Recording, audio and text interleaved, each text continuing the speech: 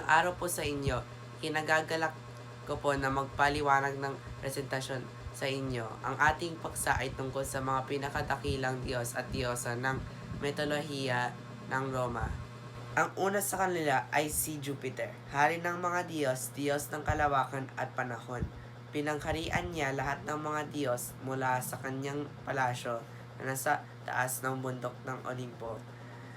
Asawa niya ay si Juno. Ang simbolo niya ay kidlat. Ang katapat niya sa mitolohiyang Griego ay si Zeus. Ang susunod ay si Juno, reyna ng mga Diyos, tagapag-alaga ng pagsasama ng mag-asawa. Asawa ni Jupiter. Ang katapat niya sa mitolohiyang Griego ay si Hera. Ang simbolo niya ay peacock. Susunod ay si Neptune, kapatid ni Jupiter, hari ng karagatan. Ang simbolo niya ay trident and dolphin. Ang katapat niya ay si Poseidon. Ang susunod ay si Pluto, kapatid ni Jupiter, Panginoon ng impyerno. Ang katapat niya sa mitolohiyang Griego ay si Hades. Ang simbolo niya ay si Cerberus.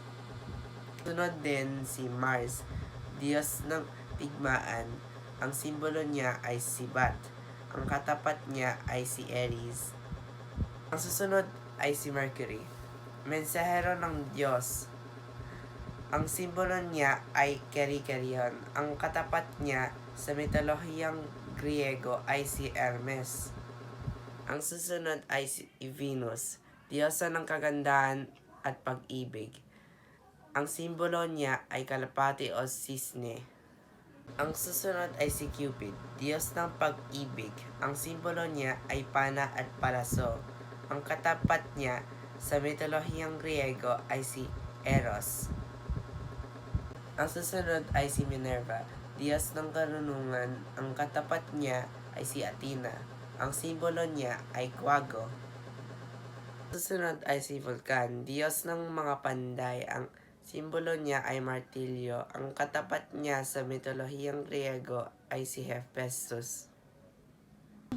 Susunod ay si Diana, Diyos ng pangangaso, ligaw na hayop at ng buwan.